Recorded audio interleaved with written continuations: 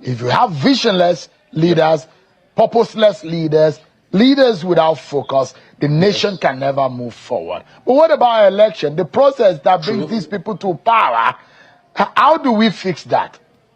So guys, SAN Agbkoba has shocked Seun of Channels Television while reacting to the state of the nation during an interview session on Channels Television. So guys, you need to take your time and listen for yourself what Mr. Agbkoba has got to say. Think about it. 26 years ago, when the General Abubakar handed over power to elected Olusegun Obasanjo, is this the Nigeria we thought we were going to have achieved with if the civilian get back into power? Is this the kind of country that we dreamt that we would have achieved 26 years later? Is our democracy and the approach to it, is it working or not? Is it time for us to stand up and say we need to be counted as a people in the committee of nation? Or we just wanted to run the country and run it, and our people are hungry. There is healthcare, state of healthcare, education in dilapidated classrooms. All of these things are going on like this without a proper benefit to the average Nigeria, what they usually call the dividends of democracy. Let's reassess ourselves before we now start celebrating another Democracy Day. Tonight, I'm being joined by a former president of the Nigerian Bar Association, a senior advocate of Nigeria, one person that has seen the corridors of the prison yard because of our democracy, fought and struggled for democracy, and the military to go back to the barracks. Mr. Olisa Agbkoba, senior advocate of Nigeria, is live for us on the program. It's good to see you, Mr. Agbkoba, and thank you so much for coming on the program. Good to see you. Thank you. Thank you very much. I'd like to ask you an honest question. I know that you fought for it. You've done it. You've been there. You've done that. And you can tell us. And at your age, it's okay to call you an elder statesman. You've seen it all. Do you think in these 26 years of our democratic journey, is it the kind of Nigeria that you perhaps, as a person, dreamt or envisaged? No. I thought that things would have been a lot better than what we have today. And I've looked at it very carefully, and it says something must be wrong.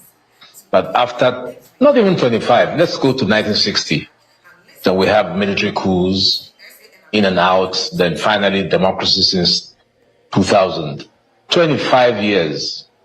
Something is fundamentally wrong in a process that is not delivering. I like the way P2B summarized it. Absolutely. You got it absolutely spot on. Nigeria, if you ask Nigerians, broadly speaking right now, who would you want to vote for? They will just tell you want to vote for food in our tummies, good schools, good roads, pay us our salaries in time, housing, the things that make them comfortable. Nigerians are not really interested in who is the president. They're interested in a president who will deliver. That's why it's necessary to also be sure that you have a good president. But in my reflections, and I've reflected quite a lot, I just came to a conclusion that it's time to shed ourselves of this Western model, the Oyibo model, the model that the Europeans and the Americans have foisted on us. It's not working. You know, the other day I saw President Trump in the Arabian Peninsula. And I was saying, these are the same Muslims that we have here. But look at how successful they are. Whether it's in Bahrain, Qatar, even Saudi Arabia. It's trying to revamp its image. So what's wrong with us? The thing wrong with us is to ask whether the Western model is suited for Nigeria. I don't think it's suited. Look at China. China is undemocratic, but things are working. Deng Xiaoping, who was the second Chinese leader, brought 900 million people out of poverty. China is today shaking the world because of its resilience, its contribution to the dividends of its people, not necessarily democracy. So I think it's time to have a rethink. I mean, nothing shocked me more than to see Okowa jump out of the PDP, where he was vice presidential candidate. You jump out of it. Without an opposition, how can you have a government? So that's the problem. Everybody wants to be in government, and it's not possible. People want to be in government, winner take all, chop chop. Nobody wants to be in the opposition. And that's why we're not growing. So one of my big points is it's time to rethink, reflect, and say, is this Oyibo Western model working? It's not working, and that's my problem. So now, you had put pen to paper, and I read the article where you have argued that the adoption of the Western-style democratic and capitalist system of running the government or country is wrong. And that, well, not necessarily wrong, but that it has not delivered to us as a people the stability that we look forward to, the development, the national unity, the cohesion that Nigeria needs urgently. But in that true sense, have anybody been able to put forward any kind of system that perfectly suits Nigeria as we are presently framed? It's about thinking through it. That's it. There's been the assumption that this model works. But I think everybody will agree that it's not working. In the last 25 years, it hasn't worked. So can't we begin to think about a new process? The beginning of a new process is to think through it. But what I see is that everybody is happy. The big talk now was 2023. The next big talk is 2027. No one cares to ask, what exactly would we have in 2027? So I want the conversation to start by asking the question, is this thing working for us? My own answer is that the Western model of democracy maybe is working in Europe, but it's certainly not working here. So what is it that we can put on the table that will work? I think that the first thing to do is to recognize that this country is very divided along ethnic, religious, and linguistic lines. So whatever we're going to do will take into account these seismic divisions. That's not happening here. What we see is a very strong centrifugal power center in Abuja, which excludes every other person. You had mentioned that President Tinubu was in Rome for the inauguration of the Pope. Now, if Nigeria can adopt the federalism in the Catholic structure, I'm a Catholic, that would be fantastic. So in my parish church on Sunday, the Pope doesn't know who is the parish priest, and we're building some new centers and new things we're doing that is costing about 1 billion naira. The Pope is not concerned because the Pope has his own hierarchy of powers. He's dealing with issues of dogma, of encyclicals, and not things that concern the local people on the ground. Tell me, the 774 local governments we have in Nigeria, how strong are they? Because the base of Nigerian politics must be at the grassroots. So the disempowerment of the grassroots, where you find almost 200 million Nigerians, is a great disaster. We have to have a model that takes into account the people who live on the fringes. We must bring in the marginalized, the excluded into the political game. But where one party wins and excludes the others, everybody wants to join. So you have all the issues of killings, banditry, all sorts of things unimaginable take place. And so in 2027, we have what the West has endorsed as formal democracy. There's the election. The BVACs will fail. This fails. Judicial process does not work well. We inaugurate a president, and then it goes on and on and on. No, that's the time to think through a new model is now. Now, Mr. Agbkoba, we as a country, we have usually mouthed, and our political analysts and political scientists have modeled and tried to figure out our federalism, presidential system after the United States. There are those who will say it took the United States almost 180 years to stabilize their democracy. They've gone through civil war, they've gone through agitation of women's suffrage. They've gone through inclusion of colored people into electoral process. They've gone through agitation post depression, reconstruction issues, and a lot of years have gone by. In fact, there are those who will say that it was only about the 1960s that America started stabilizing gradually into its democracy. Those who say, Nigeria, we are growing it and it has to be systemic and gradual. Are you impatient, Mr. Agbkoba?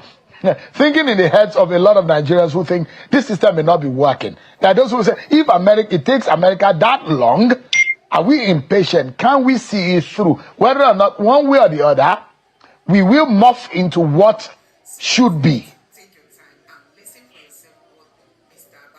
Well, look, when you say impatient, don't forget that, and here I use the word governance very loosely, because don't forget that almost a quarter or even a third of the world is not democratic. It's not, for instance, China is not democratic.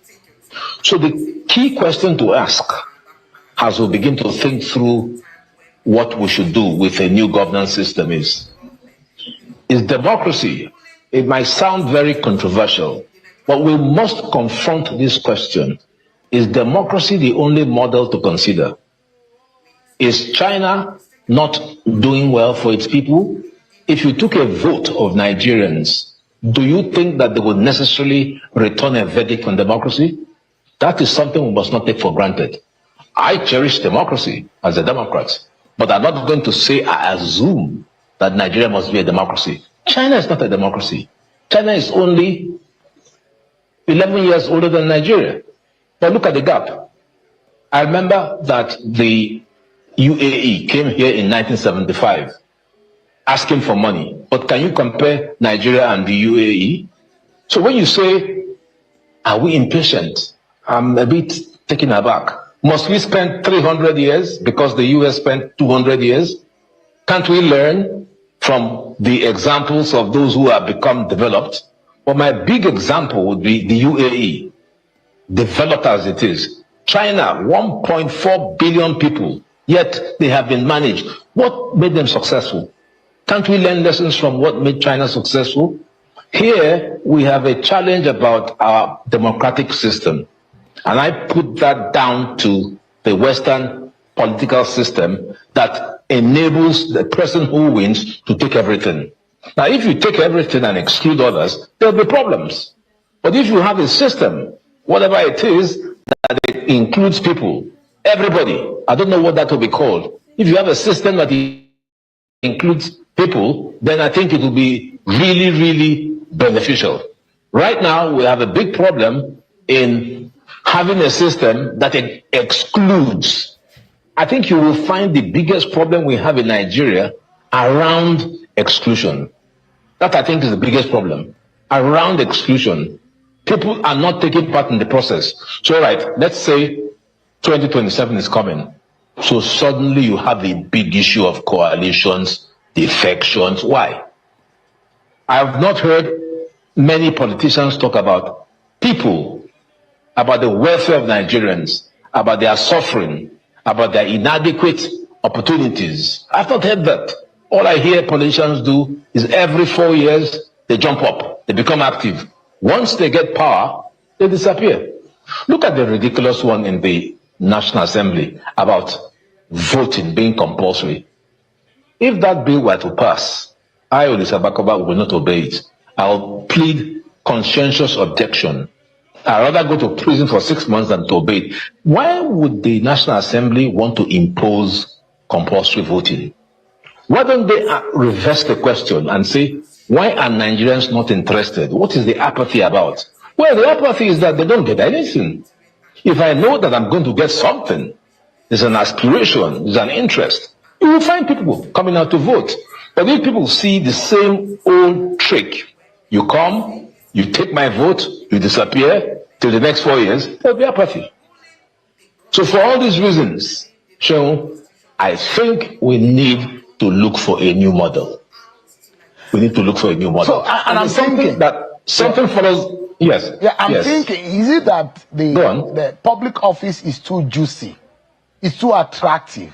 That is why, because I imagine you are saying that those who have led this country have not really done well. But perhaps I'm inferring from your statement tonight that we've had leadership failure in this country, and that's why we are where we are today. Am I right from what you have said? You're right.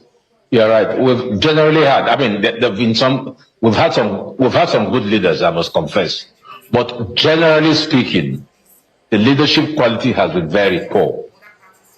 And the leadership quality has not led Nigerians to where it wants to be. And that's why I refer to the fact that we have voter apathy and disinterest.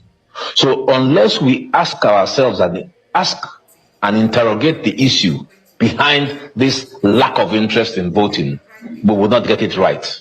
And I can tell you that the reason why Nigerians are not interested is because they don't see anything.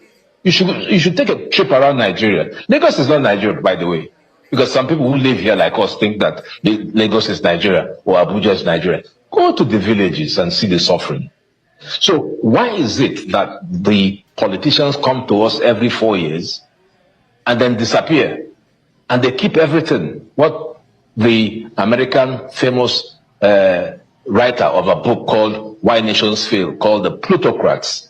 Less than 0.5% of Nigerians have 99% of the wealth. There's something wrong with that inequality.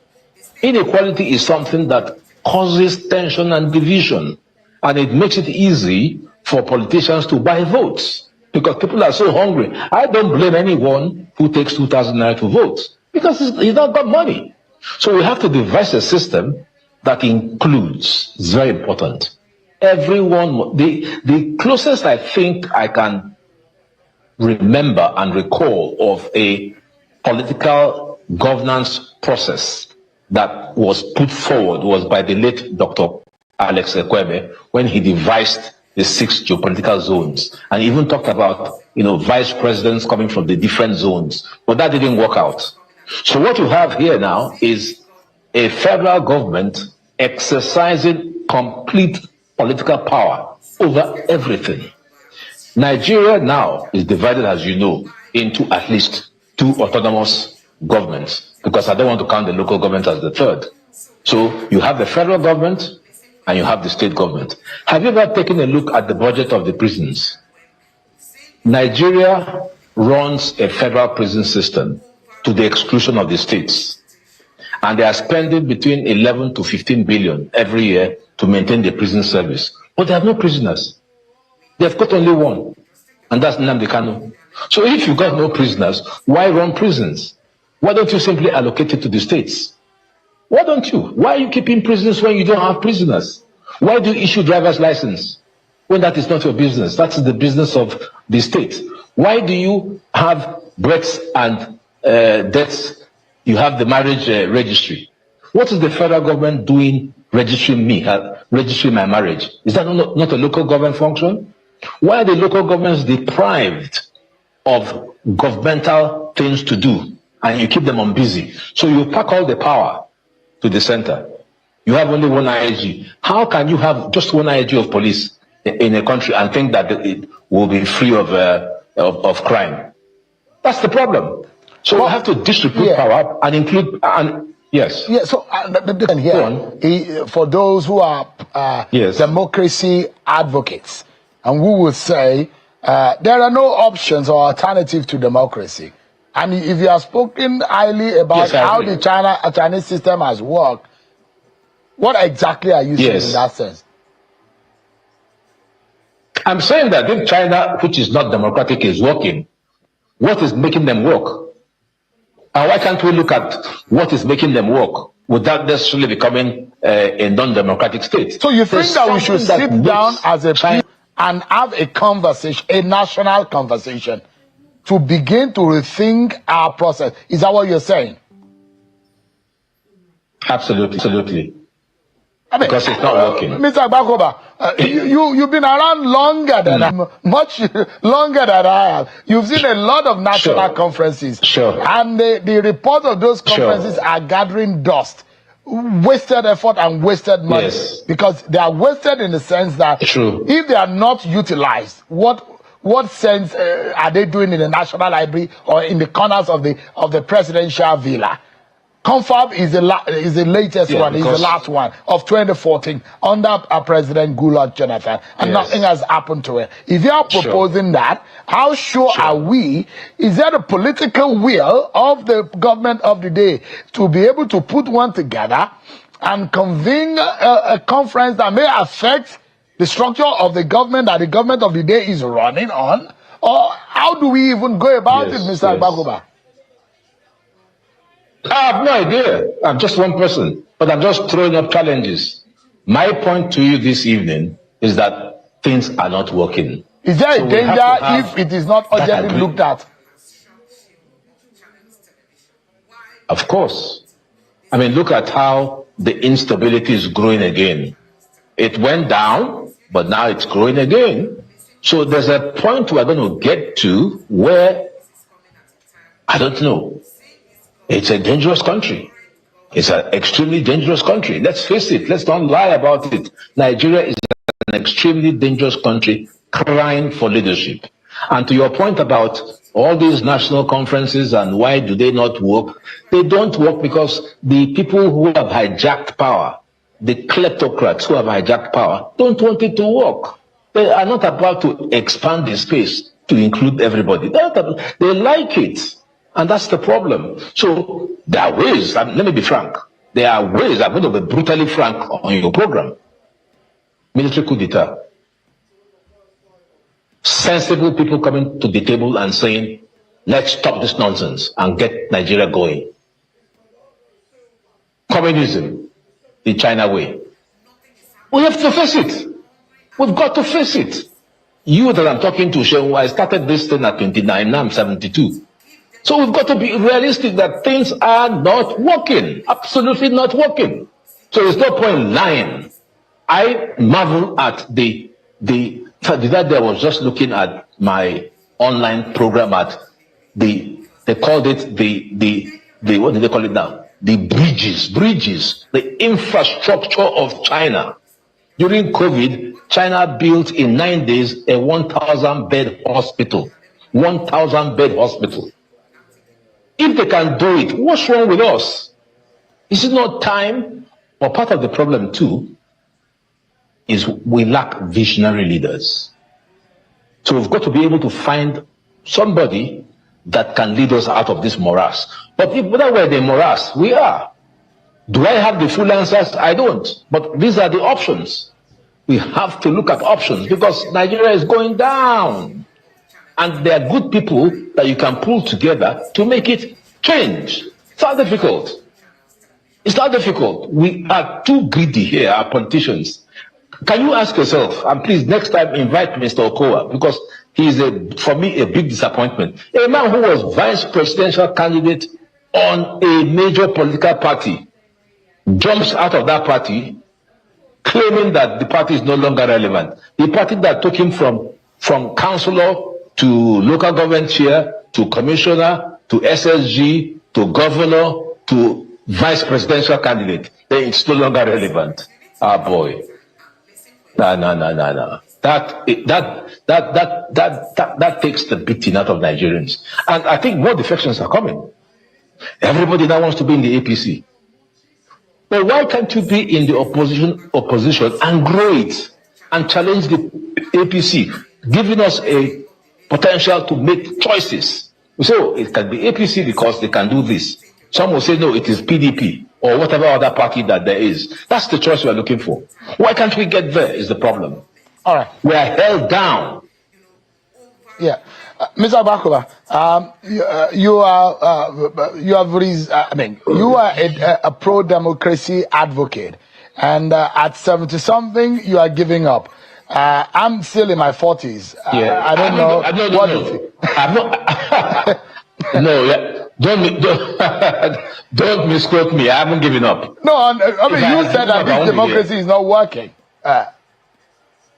Yes, is it working? Do you think it's working? No, that's what I'm saying. It sounds to me that you have given up on this democracy if it's not working. No, I've not given up. I'm trying to say, what can we do to make it work? That's my point. I didn't say I've given up. Okay. Let's take a breather, Mr. Agbkoba, and we perhaps will help our nation to rethink the best ways forward. I do believe that Nigeria can be greater than America. Well, don't laugh me, because I do know that there are great people in this country, and this land has enormous potential. And America will be shocked in the coming years if only we can get our acts together. But we take a breather, everyone. When we come back, our conversation with Senior Advocate of Nigeria, Olisa Agbkoba, who was a former president of the Nigerian Bar Association. The federal government keeps its own 68 to the exclusion of the states. The same federal government can interfere in the other 30, which is concurrent with that of the states, meaning that there's only one government. People don't realize this. That's what it means. Then we have Schedule 4 of the... So, there's only one government in Nigeria. Then we have Schedule 4 of the Constitution that assigns power to the local governments, which is consecrated as a democratically elected government by Section 7 of the Constitution. You know what the governments have done? And that's why, bless his soul, President Tinubu, for absolutely removing the powers of the states to control the finances of local governments. That was a brilliant blow. But he needs to go further. Let me take Lagos State. Lagos State passed a law, absolutely ridiculous, saying, you know what, all you local government people, you don't have the power and capacity and the money to do the various things the Constitution assigns you to do, like refuse collection. So you know what's it called? This LOMA or loss or whatever it is. So the Lagos State government passes a law taking all the powers of the local governments to themselves, that we shall do the work for you. Can you beat that? In other words, crippling the effectiveness of the local governments. That's the problem. That is the problem. So effectively, the local governments have been crippled, except now that Mr. President has given them financial autonomy. The state governments are crippled. Don't forget when Amechi was governor of Rivers State. He was reduced by Mr. Mbu, who was commissioner of police. They locked him out. What did heavens for? A commissioner of police locking out a governor of the state. That tells you the problem we have. So unless we begin to confront these problems, we're going nowhere. There is no way a commissioner of police can interfere in the matters concerning a state. So my answer to your question is, we have to redistribute. We have to evolve. We have to devolve. We have to restructure, whatever name you want to call it. We have to rebalance Nigeria so that all organs of government at their different spheres of influence will have true capacity to work without interference. The federal government will have its own sphere of influence, and the states and the local government. Then you have three co-equal governments. That is the start of the building blocks of a true democracy. That's what Mr. Agbkoba, I put you in a rather difficult situation. Perhaps not sure. What you, at this age, what you probably will imagine you'll be in. But it's going to be a very few minutes of feeling like that. Let's assume that you are President Olisa Agbkoba, President of Nigeria. Just for a moment, imagine it. And for all you have analyzed, President Olisa Agbkoba, what would you do to Nigeria today if you were the president? The first thing I'll do is to dismantle the Constitution. That's the first thing I'll do. I'll dismantle the Constitution. I'll call in the elders, social elders, religious elders, traditional elders, political elders, and say, I'm in trouble. Things are not working. What can we do? I'll have a frank conversation and say, I'd like to make Nigeria a place where everybody feels equal. And the only way I can do it is to take government to the roots. There are things I can't do that I see in the Constitution. I don't want to do them. So I would like to have a situation where I distribute power and pass a new constitution. And in fact, I see a model. I see the 1963 model. Can we have that so that the regions will have its space? MKO once told me when I visited him that one of the ways in which he had peace was he never allowed any wife to dominate. So if wife A wanted to cook okra soup for the kids, that's fine. Another one wants to cook amala, that is fine. But if you decide to have one central wife who says today is rice and beans, but most of the children don't want it, then there's a problem. So decentralization is the way to go. Sadly, your reign as president is over. And unfortunately, I made you president in 1 minute, and you've told us what you will do. But now, do you think that the original president, President Bola Tinubu, has the political will or could do what you have described now? I don't see why not. Bola Tinubu is a great friend of mine, and we used to talk very much in the democracy during the struggle. And I don't see what's holding him, honestly. I think he has the will and the capacity to carve his name in history. There is not President Tinubu reducing his powers and strengthening the states and the local government will not make him less President Tinubu. It will make him more effective. You know what I always tell people who are my friends in politics? I say, you guys spend too much politicking. Every night you are cavorting in rooms and all that. But there's something very simple you can do. Win the hearts and minds of people. It's the easiest way. Win people by being good. Deliver schools, deliver hospitals, deliver good jobs. They will not forget you. They will in fact line up and vote for you because you are the man who did not ask anything from them. But if you think you can keep buying, because you know the game of Nigerian politics is to buy the votes and to read. You know that. That's why every time we are over clogging the courts with petitions, why can't politicians, and for the life of me, I don't understand it. I am a political leader. God has allowed me the opportunity to govern people. I will do good by them. That's how they will love me. That's the reason they will come back and say, we want you to continue. That's the easiest way to get into government and to continue for the 8 years that you are there. Why would you, when you are elected, not do anything? Well, it beats me. It beats me. I don't understand it. Why come to office in the first place? Let me allow you. You said the president is your very good friend. He's getting into his second year of his reign as president. And if you are to tell him something tonight about the way our country is, and you have said earlier today that we urgently need to take action for our country to move forward. Let's assume Mr. President Bola Tinubu is watching you tonight. What would you be telling him right now? Yes. But I've told him. What did you tell him? I told him Nigeria's constitution needs to be reviewed, reworked, remodeled, and designed in a way to suit our democracy and our people, number one. Two, I've told him that we should practice what I call economic nationalism. Money is in the hands of too few people. I don't want to go into the issue of what happens in our oil governance because nobody will believe it. So I'll just leave that one. But when money in Nigeria is in the hands of too few, there's a problem. Let's have a system to distribute wealth equitably, maybe not equally, equitably. Let everybody feel the impact of government. That's what I will tell him. And that's what I told him. I gave him 10 points. 10 points. But what was his response? I will call you. Did he say that he was going to do any of those things? He said,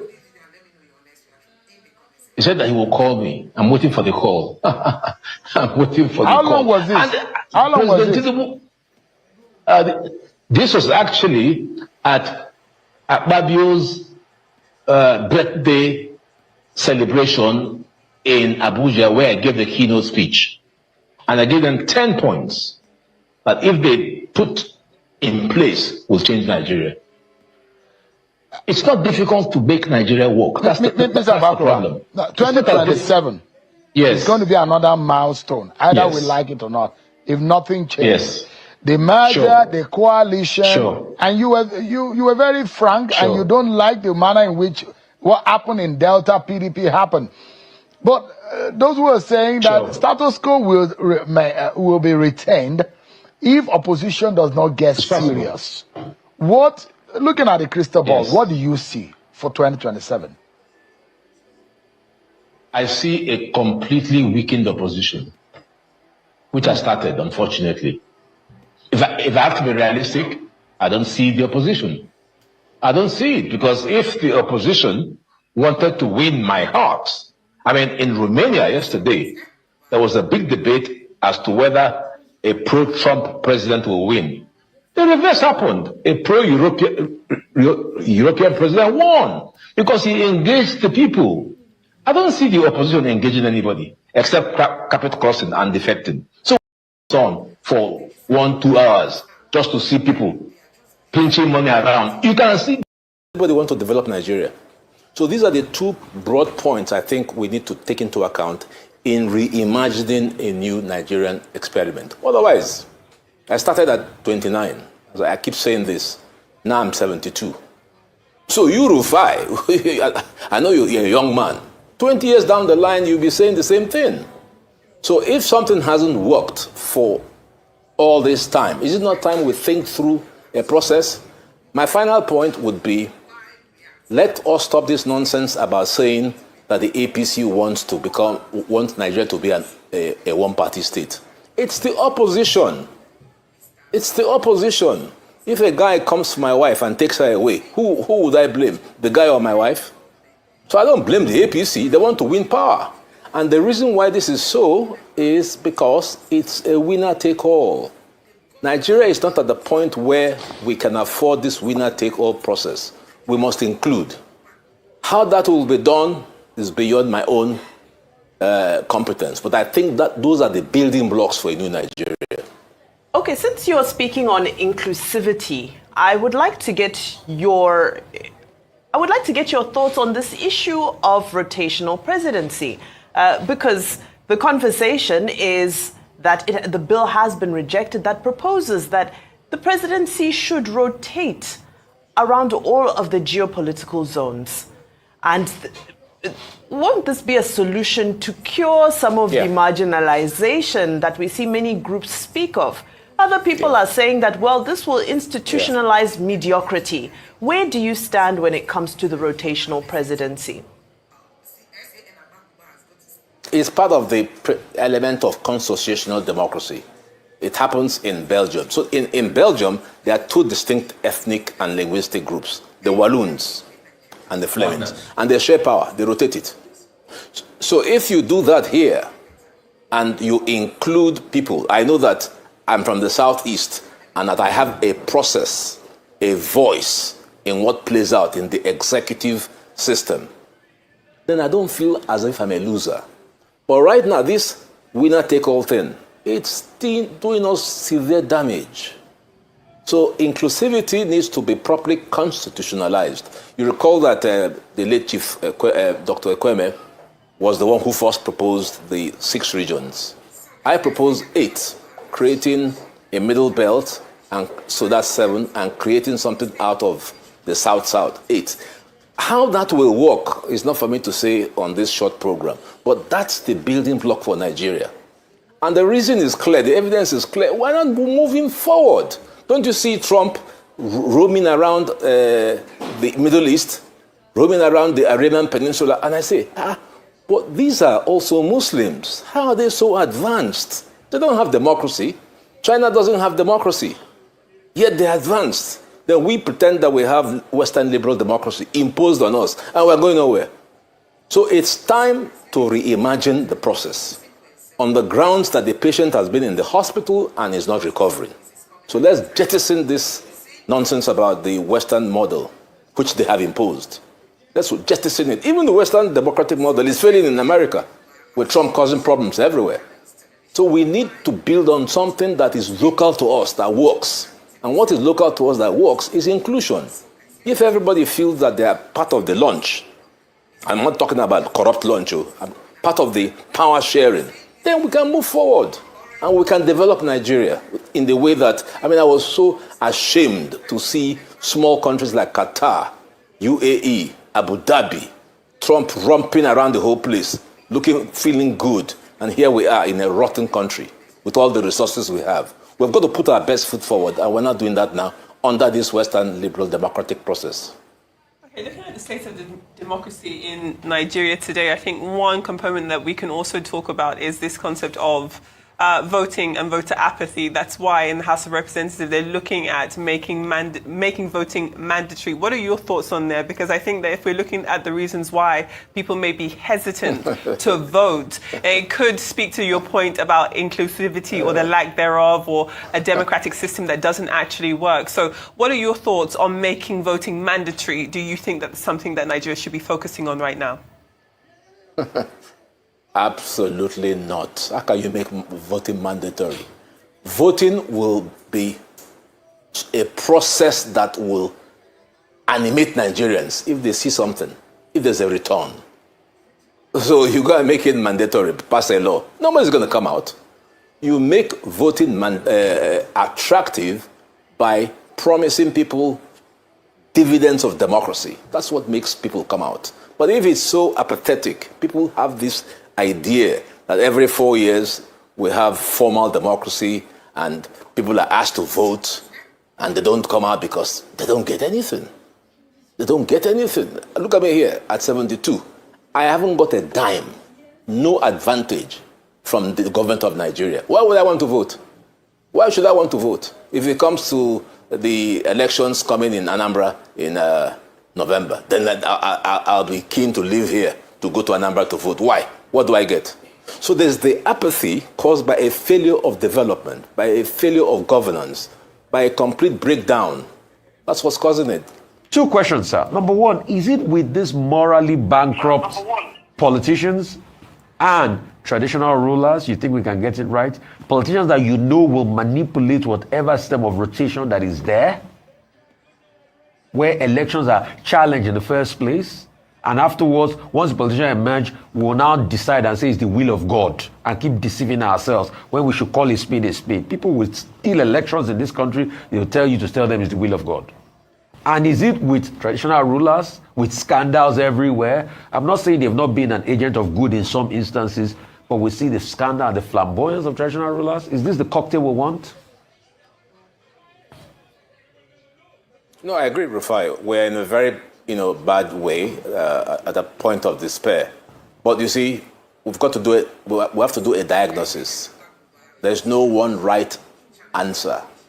But the diagnosis that I see right now is that Western liberal democracy is failing us. That's the first conceptual issue to put on the table. Can we continue with this winner-take-all, first-past-the-post process? On the evidence, I would say no. Then the question is, if that is agreed, and I think it's agreed, if you ask Nigerians, they would say, well, I'm feeling the effect of democracy. The question would then be, what do we do? We have to do something. So what I'm proposing is to say this model has failed. Do we have to look into other models? And I've told you that I've looked into the model of cooperative federalism. I've looked at constitutional democracy. I've looked at autochthonous democracy. And I don't pretend that all will be well simply by dropping the Western model and adapting this. But the question is, why do we have such levels of corruption? It's because of what we find in the book, Why Nations Fail. If you have an extractive process whereby very few take everything, the others are going to be disgruntled. And how are these very few able to do so? By corrupting voters, by corrupting the traditional rulers. But if we are all in the table, in the game, if we're all holding cards, then it will remove the incentive to be corrupt. That's just a theory I have. But one thing I'm very clear about, the Western liberal model does not work. I mean, not that I'm proposing that Nigeria should cease to be a democratic country. But why is China working? Is it a democracy? Why is it working? Why are people happy with them? In spite of the fact that they also have their problems. Are people happy? Why is the Arabian Peninsula working? Are people happy? Do they have democracy? Are people happy? Who? In China. There? Where? In China? In the Middle East? Are people happy? China? Absolutely. Absolutely. Generally, people are happier in China than Nigeria. Absolutely. Well, sir, I mean, mean, there are human rights problems in China, obviously. if we look at the laws in China, they're not allowed to express their displeasure. So they have to say they're happy. Very quickly, we just have 30 seconds. If I appreciate your commentary and your critique of the Western liberal democracy. My question is, if we are to say, let's look at something that's more traditionally African in nature. Traditional African hierarchy was more about inheritance. It was more about bloodline. There was no real consideration for meritocracy. Are you saying that merit is something that can be sacrificed to please the larger population of people and make them feel a part of the project? Very quickly, sir. I'm simply saying that don't forget that Nigeria is an extremely young country and that Nigeria was essentially clobbered together by the West. And the influence of our traditional rulers still remain very, very valid. To the extent to which we want to involve them in the process will be a subject of debate. I'm not suggesting that they will come in and become the executive. But if other countries have done it, effectively in the Western world, the United Kingdom has had a monarch, 9 different ruling dynasties for 1,000 years. And it has worked in the context of the Westminster system. So as we create something, as we begin to formulate something, what that something will be, I cannot tell. But my point is the Western model has not worked. And should we continue with the Western model, I'm sure all of you in the studio will agree that things are not working. So the issue would simply be, do we just simply every 4 years we have these elections and we all complain, now APC is being accused, everybody is jumping into APC. What are the causes of these problems? That's the issue that should conceptually challenge us. And I've given one broad answer, which needs to be further interrogated. Thank you so much. And that broad answer is the failure of the Western liberal process. So, guys, that was a very long clip. Sorry it took your time to watch. And for those of you who stayed till now, thank you for that support. I just want to take us to Twitter and let's see some of the headlines, what is happening or what happened today in our own space in the country. Now, you must have heard that Atiku is offering Peter Obi a vice presidential candidate slot, ahead of 2027. And if you've been following the news, you must have seen so many reactions. People are saying that will not happen, People like Aisha Yusufu, Aisha Yusufu just said her own openly that if Peter Obi goes into this coalition, that she's going to work against Peter Obi, So, and many other people have followed suit saying they are not going to support Peter Obi, running behind Atiku. Atiku wants to be the president. My own take is, I always ask this question, must Atiku become the president? Is it not time for him to take the position of an elder statesman and say, okay, Peter Obi, you can go, I'll give you my support. I think that's what we expect from somebody like him who has tried so many times. Is it because he's fortunate to have the money? Because it's not easy running all this campaign and all the kind of politics we see in Nigeria. And moreover, Atiku is the one that destroyed, the chances to have a retired APC in the last presidential election. Because Buhari had 8 years. That's 2 terms. Buhari is a northerner. Buhari is a Fulani man. Now, Atiku still came immediately after Buhari. He wants to become the president again from the north and from the Fulani tribe. You just keep asking, is Nigeria created to be ruled by the north alone? That should be the question. Sometimes I just keep wondering, why is it that people, common conscience, there are things you don't need to be taught. At least common reasoning should just make you understand, oh, somebody from my tribe just finished 8 term. Why will I go to run? Why will I even come out? And then he was even the one that battered everything in the PDP. When Peter Obi began to see that money was exchanging hands, and Peter Obi knew he would not meet up with the kind of money he was seeing. And considering Peter Obi's kind of person, he does not believe in all those giving money behind, let me say, behind the scene, And that was one of the reasons why Peter Obi left the PDP and just joined the Labour Party. So if Atiku had not emerged, if Atiku had allowed the PDP to zone specifically to the south, it would have been a game changer. We wouldn't have been where we are today. But Atiku disrupted the plan that was already mapped out, to retire APC, because at the end of the day, he splitted the vote. We all know the vote got divided. And now he's still coming again. So people are even thinking, is he working for the APC? Because if he comes again that he wants to run, then he will still come to the southeast. In the southeast, people like Soludo endorsed Atiku Abubakar and other southeast leaders, which is not okay. For somebody who's a tribe man just ended his tenure, you want to take over from the same tribe, from same region, and it's not your turn. So this is one of the debate that has been going on the social media, as in, why should Atiku be offering Peter Obi a vice presidential slot? Does it really worth it for Peter Obi to run behind Atiku? Atiku should rather assume that position of a vice presidential slot, instead of him to ask Peter Obi to be the one to take over that position. So, that the DSS and Professor Pat Utomi have been having some buzz. Professor Pat Utomi said something, and the DSS has been going after him, trying to arrest him and all that. Now, this lady, if you know this lady, Reno, she said DSS threatened to arrest Pat Utomi for demanding accountability, but was silent when Snake swallowed 36 million naira in JAMB office.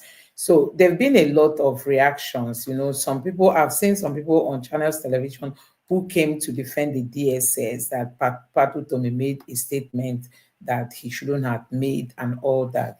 And you see, we are living in a country very soon. That's why they want to end democracy. People will not be able to air their view. You will not be able to talk. You must have seen the IGP saying, if you insult officials, public servants, of these politicians, you risk being arrested.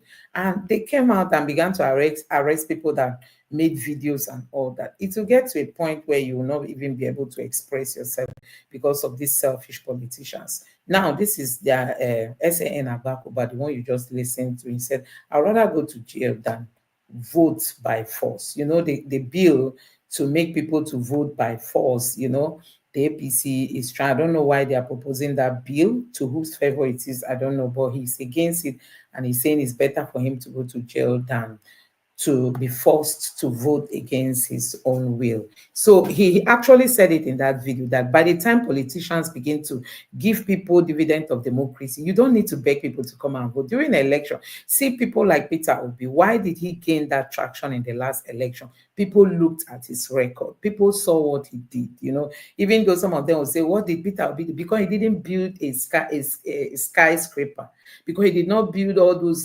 buildings you see in Singapore, in Anambra State. That's why people didn't understand what Peter Obi did. Now, take for instance, people like Wike, they build roads and bridges, but they don't pay attention to education. They don't pay attention to medical care and all that, like health. So even currently in Abuja, then the FCT, Wike is having problem with those of them in the medical field.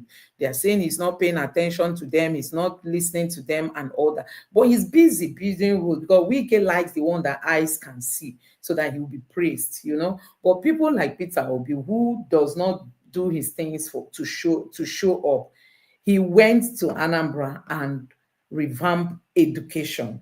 Education was one of his areas, health, building roads, empowering farmers, those things that directly affect the lives of the people. Those were the things that Peter Obi paid attention to. And he won so many awards, which you must have seen videos when he was awarded. And even security, he was being praised that Anambra was the safest at that time. He was awarded, there was an award given to him for best road connections and the roads he built. So, but people want to see, all these gigantic buildings. Peter Obi has come out to say that what will it profit him if he builds those big buildings and at the end of the day, they don't bring any income into the state? It will make no sense because there are still people Anambra or Nigeria has not developed the way it is now. And he's still the only governor who left money while leaving office. Anyway, let's move to another thing. Here is Akpabio. This is a video where he was saying, if you spend all your energy fighting executive, who will work for Nigeria? Senate President Akpabio says that the legislature are not elected to fight executive branch. So, as their position, legislators are meant to checkmate the excesses of the executive. But we live in a country where these people come in and they are rubber stamped. They are there to. You have seen many money that the Tinubu's government has borrowed. Some of them didn't even come on the floor of the Senate. They don't even bring it. They just approve it behind doors, behind closed doors. They don't bring it for the people to know, okay, this is what they want to use the money for. And this is one of the things that people have been complaining. So now he's saying that they cannot fight the executive. They are spending their energy fighting the executive. Who is going to do the work? That's the Nigeria of today. So, and this is coming from Mieti Allah. They are saying that open grazing no more sustainable in Benue. So I don't know if this is actually the fact, because we know that Benue is like 5 and 6. Them and Benue, they are 5 and 6. They want to go there to allow their cows to graze on people's farmland and all that. But he says it's no more possible. I don't know, no more sustainable. Possibly the law is being enforced. I don't know. I don't have updates on that. So today, a student who was going to write WAEC was shot. Was shot dead by the Nigerian police. The Nigerian police was pursuing. Some people said they were pursuing Yahoo boys. Some people said they were pursuing traffic offenders. And then at the end of the day, they used their gun, and the gun, stray bullet, hit a child who was to write WAEC today. This happened early hours of today. And the guy, this boy was not even moving alone. He was with his father and other siblings. I think they were driving, but a stray bullet hit him and he was rushed to the hospital. On getting there, he was pronounced dead. So that's the Nigeria of today. Let me just see what this guy is. This small boy, one of the see, so Nigerian police just spy this boy. Just today for Ibadan, Alakia. Well, I don't know which area be that for Ibadan. This small boy will come out to go write exam. Nigeria police don't fight the boy. Take the innocent boy life for no reason. Now the video that they see, so where people they verse inside the Ibadan this morning. But when we talk, it go be like say, now we just want to talk. We don't like police. We still have good police people. We still have good police officers. But I don't know the problem. Not too long, some months ago inside Calabar, one police officer open fire, take people life. They come outside, they say get mental problem. This man now, which problem he gets? You people wake up when you enter road. You dey road public. You dey open fire. Are they not trained? Nigerian police should be trained, because I hear something of rubber bullets. A lot of things. You open fire for public. Is it that your gun not get direction? They take this small boy life, cut his life short. Nigeria happened to him. So Now they will go you bring heard it. That's another Nigeria excuse. for you. A Because you boy guys are who always was having meant to excuses. write Immediately on it that thing happened for today. Calabar, they That said the was police get how mental problem. his Police life get mental problem when I know. Now ended. they do normal mental evaluation. If you see person get mental problem, when I no go know. Now they don't take this boy life. This one, you know, go end though. The commissioner of police of that very state. So Nigeria happened to him. I just want to quickly show you guys this video. When I saw this video, I was like, what's happened in Nigeria? These girls you see, they are like 15, 16 years old. You see them having belly. My God, I don't know, you know, because of the hardship. There's this other video I saw where children, young girls were pregnant. You know, these houses where they hide them to get pregnant, and then when they give birth, they will deliver those babies, and the babies will be sold. And one of them said she was offered 600,000 naira to sell her baby. She's still pregnant, and she became pregnant. She said she was scared of her parents, and when she was given this offer, she thought it was a better offer, and she came to that place. But this one now, let me just allow you to take a look at this video, because to be good, this is another video from what I've just said now. Are you pregnant? Yes. You're pregnant. Are you pregnant? Are you pregnant? Can you show me?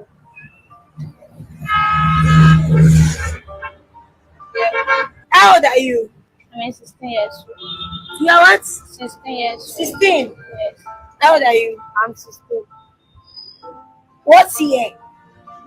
2008. 2008. 16 going to 17. Yes. How old are you? 15. Where is the person that got you pregnant? Yeah, I remember. Can you talk out? Where is the person that got you pregnant? He's not with me. Where is he? Yeah, I run away. What class are you? There's one. Eh? There's one, but I'm not going. GS1. But I'm not going to school again. okay, let's give it to her. So what about you? What class are you? I'm just GS2. Where is the person that got you pregnant? I didn't even see him at all. You've not seen him at all. So you've not even told him that you're pregnant. Know that I'm pregnant. When I told him that, he said that he will come the next day. But since then, I did not see him again. What about you? Where is the person that got you pregnant? Don't run away. Talk out, I cannot hear Don't you. run away. Eh? Don't run away. Eh? Don't run away. You don't run away. Where you wrong go? No. Look this one on. Show your own. Look this one on. Hey, okay. Show your own. So we cannot just feed these girls like that. We'll give them money to go and do antenatal. So guys, that is the Nigeria of today. You see, these children are just 15, 16.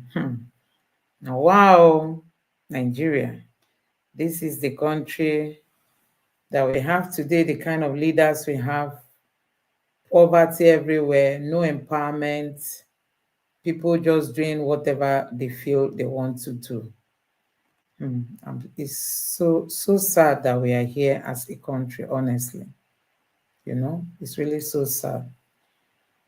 Anyway, that is what the leadership of today gives us in this country. It's really so sad. You see, they don't even know where those that gave them, those that impregnated them, where they are. They've all run away. Rufai is still speaking. He said corruption in Nigerian judiciary. He attended a conference by the Nigerian Bar Association, and he spoke on this about the emergency rule we have in Rivers State. He also spoke on how Tinubu is running Nigeria. The constitution is not being followed and all that. So that is it.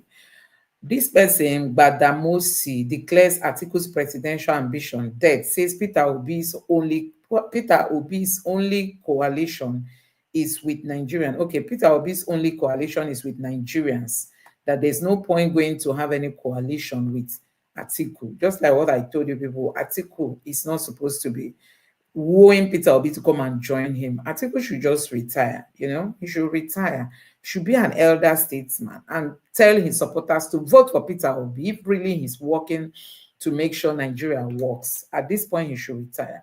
So we know this northern, what do they, Najatu Mohammed, she said, Tinubu using Nigeria's resources to develop his region.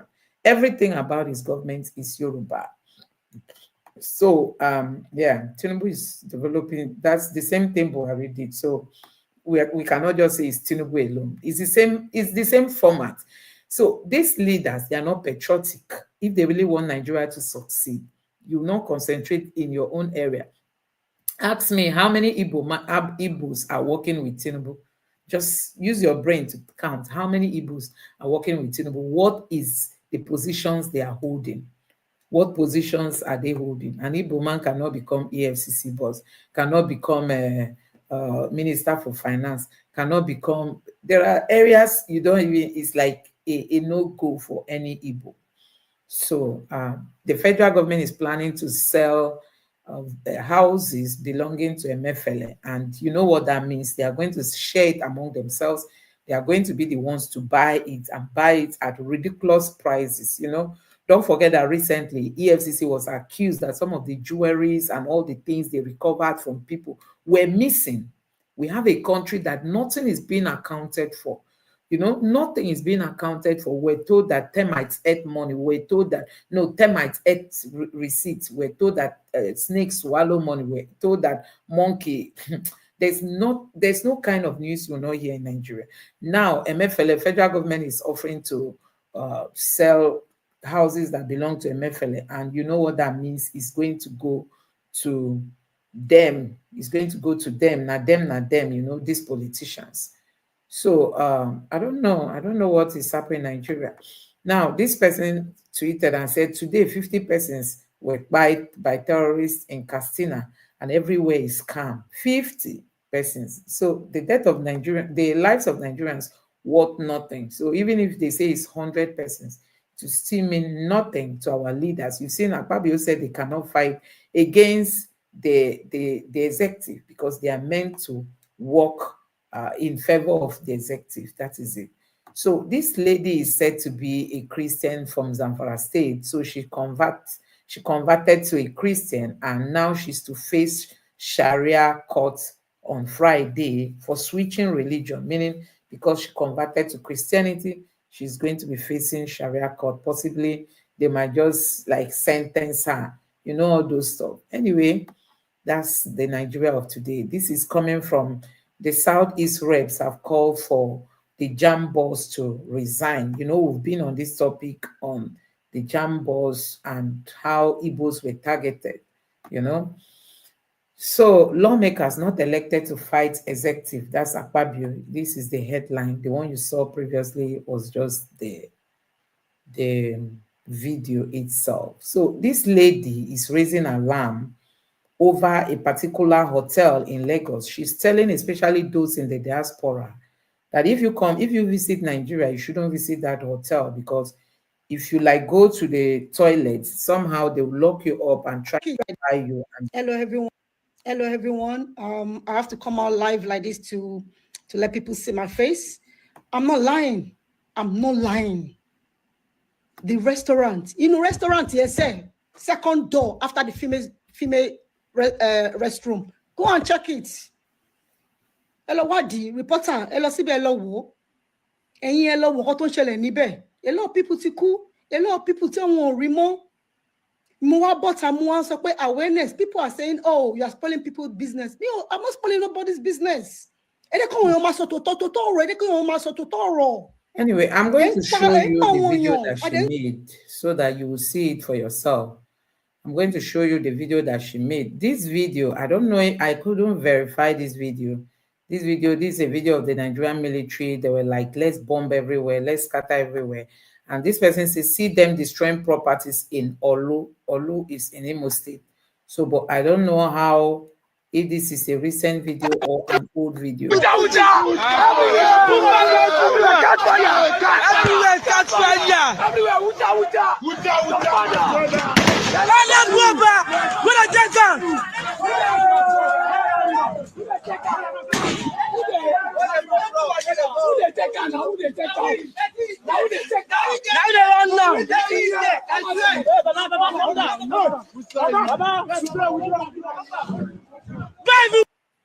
So in this mood now, anybody that they catch his hair, that one has gone.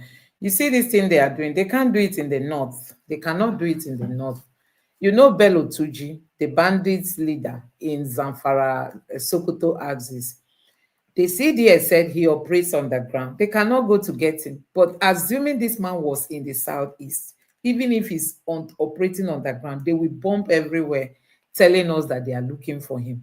But now in the north, they say he's operating underground. They can't even go, they can't even go close to where he is. That's the Nigeria of today. So assuming this video is really true, that this is in Olu, so you can imagine any young guy that they meet on the way now, what that person is going to suffer. They will just say, you be IPOB. Somebody made a video today and was saying, why is it that we have Arewa youth, we have Oduduwa youth, but you cannot say I'm a Biafran youth? It's like a taboo. So the marginalization is there, and this is some of the things that we should be thinking of these people to address. Now, take a look at this headline. It says, join Southeast leaders to work with Tinubu. Omai urges Peter Obi. Omai is one of the worst Southeast leaders, one of, if not the worst that I've seen. Omai, from the time of Buhari. You can never see this man come out to speak anything that has to do with the interests of the Igbos. You can never. Sometimes I ask, where is the conscience? And they will do all these things in the name of, like during the Buhari's time, they promised him that they were going to hand over to him the presidency. It didn't happen.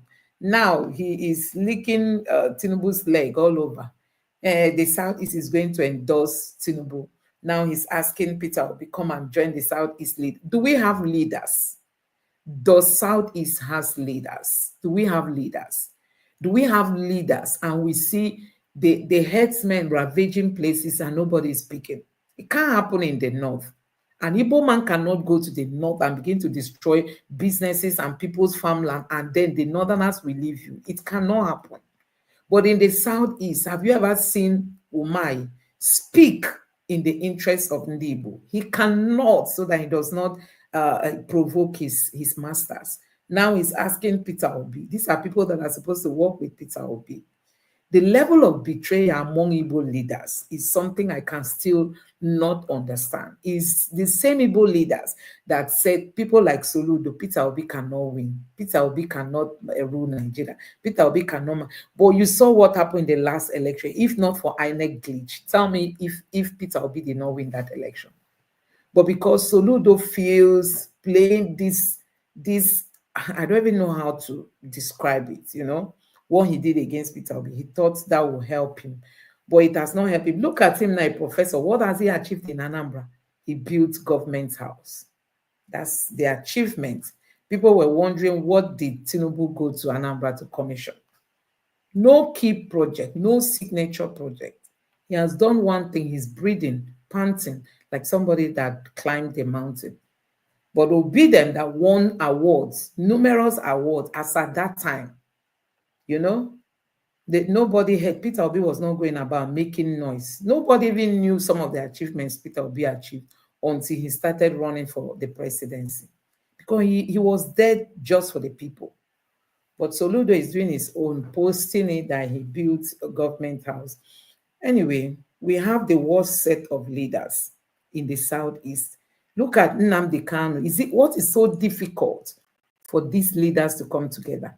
People like Soludo, they say they don't want him out. Tinubu came to Anambra. Anambra people cannot come together and say, Tinubu, thank you for coming. Please, we just have one request. Release Nnamdi Kanu. Even if it's house arrest, release him and just keep him there. Is it difficult? They say it's political resolution that is going to solve this problem. All this one, you see this court session, it makes no sense. Even the judge at once said they should settle out of court. But Igbo leaders, we don't have people who speak for us. Now Omar is asking Peter Obi, come and join Southeast leaders. He wants to be in Tinubu's good book. That's why he's asking them to asking him to come and join. And you say we should sit down and be watching him. No, tell me, in the history of this country, have you seen any president that behaved like Tinubu? In terms of arrogance and impunity, have you seen one? No regard for institutions, nothing.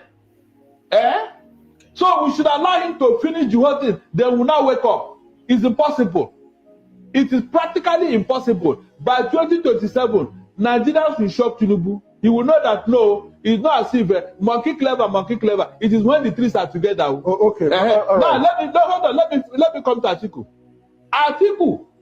Atiku has a good heart, because during the Obasanjo's second term, the whole PDP governor, they came to Atiku and said, look, you are the one to go. Obasanjo had to kneel down and beg Atiku behind closed door. Everybody knew, everybody saw it. Atiku said, okay, Baba, okay, after you, I will take over. Atiku saved Obasanjo to go for second time. It's on record.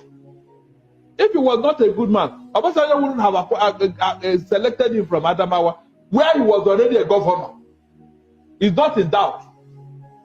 The man who has the highest business in Adamawa today, that of Northeast, is Atiku. He has the highest number of employees in his businesses. Atiku has a running business, which you and I know. Which one does Tinubu have? Which one does he have?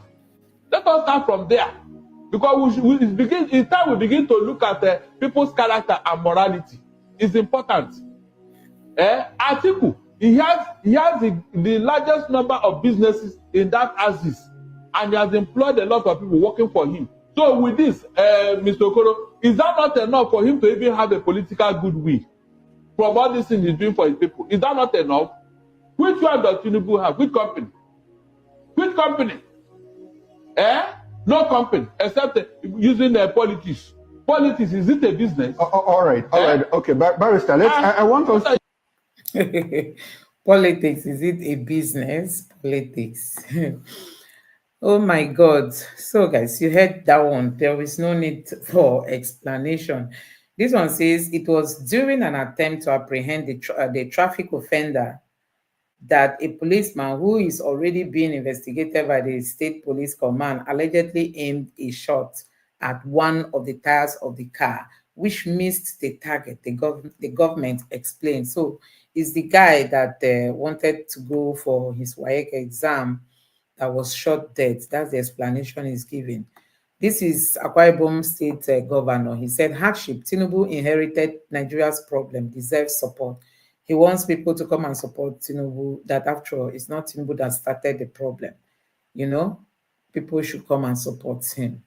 And this is the same thing. Tinubu not to blame for Nigeria's economic challenges. He deserves support, governor. You know that this governor will soon defect. So all this one he's saying now is just a preparation towards that, because his predecessor is also being accused to have embezzled money, so the EFCC is on him. Now, guys, just take a look at this headline. This one says Saudi Arabian government have reportedly arrested.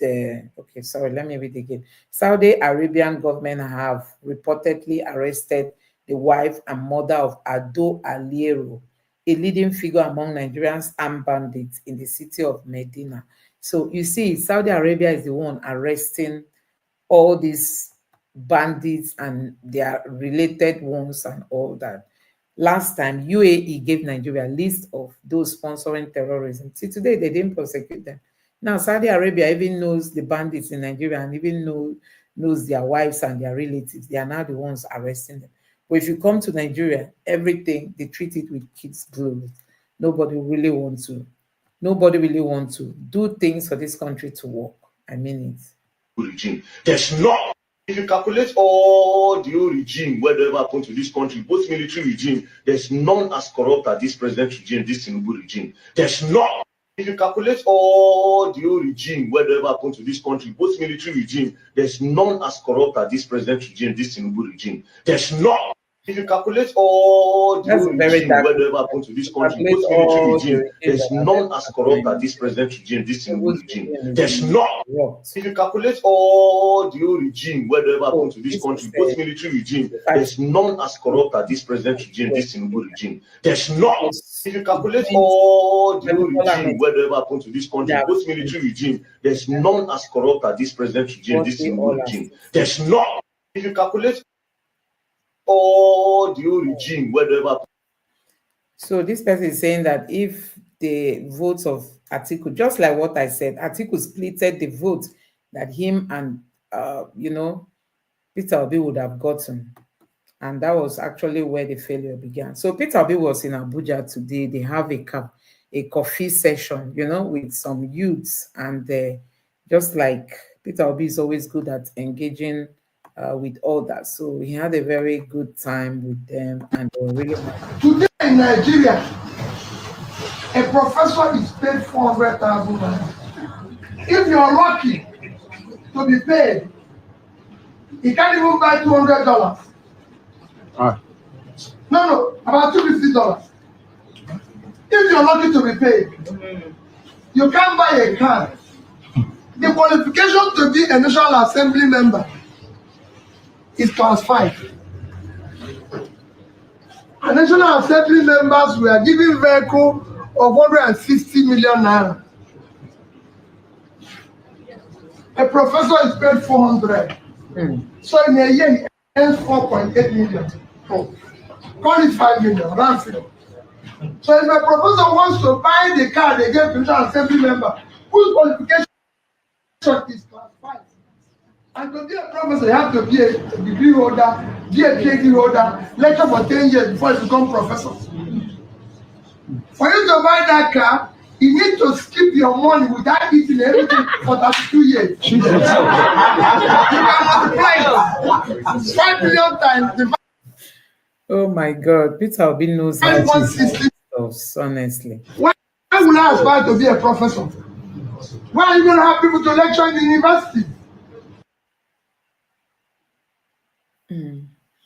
So, guys, you heard him clearly. Peter Obi was saying, where is the president? Politicians in Nigeria, they earn a lot. Just their vehicle alone. You heard how much he called. Millions. Just their vehicle, like 160 million. And a professor will earn 400 in a month. You calculate it in a year, and you see how much a professor will earn. So even if a professor decides not to eat food and decides to save that money, how many years is he going to save for him to be able to buy vehicles that those of them in the house are getting? And these people in the house, the qualification for you to vie for that position is class 5. Maybe if you pass WAEC. That's why you have northerners, those that cannot even read. Somebody was complaining today not today, I think yesterday I saw that tweet, that people in the House of Assembly, many of them cannot fill forms. They cannot fill forms. I don't know if you saw the Yoruba, I think he's from Ekiti State or so. He was being corrected by the deputy speaker. He stood up to make an expression. He wanted to say something, but the English was not well articulated. So the deputy speaker was the one trying to put him through. The man repeated it many times for him to be able to get it correctly. He couldn't. And then when I now saw this video, this man was now lamenting that many people in the House of Assembly cannot fill common form. Then that leaves a whole lot of questions on the table. These are the people making laws for us. So Peter Obi is saying that in Nigeria, professors are the ones suffering. But if you get into politics, you become rich, automatically. And that is what it is. You become rich. You don't need to, once you become a politician, you have become a rich person. Okay, fellow Nigerians, please, quick announcement. I just want to let you know that we don't create online petition. Apart from the one where we don't go submit for National Assembly, where we do our 30 days countdown, it also good so that every Nigerian go get opportunity to put their own self too for a petition. So that petition was created by a young lady, I don't know whether she go want make I call her name. She reached out to me, sent an email and asked for my permission to create the online petition. She don't create them. So after this video now, I will post that petition. Please just take few seconds or minutes to sign it and also share them. Let the signatures of everybody, those people who are in the diaspora, if you want, so that it will show that it is a collective movement. Say Nigerians have come together to demand electoral reform. So put yourself for that petition, sign it and share it so that other people too go see. Today is the 12th of the 30 days countdown. I am still appealing to Nigerians. Make una no give up, make una no tire. You see some people, whether you are in the north, whether anywhere, everything must not have to come saying na me. This thing is not even about me. Sometimes when I hear people, you know, Peter, I just feel humbled. This thing is for all of us. If we no fix INEC and election, honestly, between God and man, we will not be able to fix anything. Because just yourself think the person where they complain, everybody will they talk insecurity, no good, food inflation, hunger, unemployment, they prepare for 2027. So if we continue to complain about all those things and we not put eye for the 2027, if they come back, share we won't spend all our life, they protest. Now make you see, say, they put body on top of this INEC matter. Me, myself, I know the one where my eye they see. But that one, as far as God there with us, it don't already put shock absorber for our body. This Nigeria go better. Just ensure that you continue to do your part. May you no tire, no they discouraged. Share the message. I will begin to hold Twitter spaces. I go send the flyer. My Twitter handle, Peter for Nigeria. Anybody where they on X, sorry, they don't call them X now. If you they active for they just they post, they join. Let us hold the conversations. So he said there is something everybody will be signing. So it will be a collective fight. Let it not just be that he's the only person doing. I think that's good. So if you're in the diaspora and you are on Twitter, you can watch out for that. You can also sign for electoral reform. Police station. This is where I came in to use the restroom. Do you know what? They locked me in there. They locked me in the toilet. I'm giving everybody advice, awareness. Please don't come to this mobbing. This mobbing. That's the restaurant at the back. I'm driving down there. Yeah. Please don't go in there. They will lock you. This Ajale. This is where they keep a lot of people and they sell their parts. Yeah. This is the restaurant. Yeah.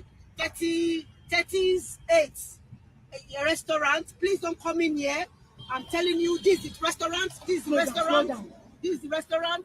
You understand? Please, please. The toilet is inside. Inside the toilet. Yeah, the toilet is inside. The toilet is inside. Please don't come in here. You understand? Don't come in here. I'm telling you guys, please. I love you. This is the petrol station. Don't come in here. Don't come in here. Don't come in here, my people. Awareness. If you are coming from abroad, please don't come in here. So guys, I'm going to stop here. You heard her very well. She said if you are coming from abroad, don't go to that restaurant. She mentioned the name. She said there, if they can lock you up in the toilet, buy you, cut your body parts and all that, that they tried doing it to her, she was able to escape. And you must have seen the video. I played her video before this one now. So it's also like she said she's raising awareness and she has come out boldly with her face saying she knows what she passed through and that is why she's saying this. So it's also a lesson that people have to learn. I'm going to end this show at this point. I would have loved us to see other headlines, but time is really against me. I need to go and rest so that for tomorrow too. Anyway, guys, let's stop at this point. I want to say a very thank you for joining me and let's see again tomorrow. Thank you. Please do well to subscribe to my channel and also give this video a like so that you too can recommend it to more people. Thank you so much. I appreciate your support and God will continue to bless you. Good night and bye.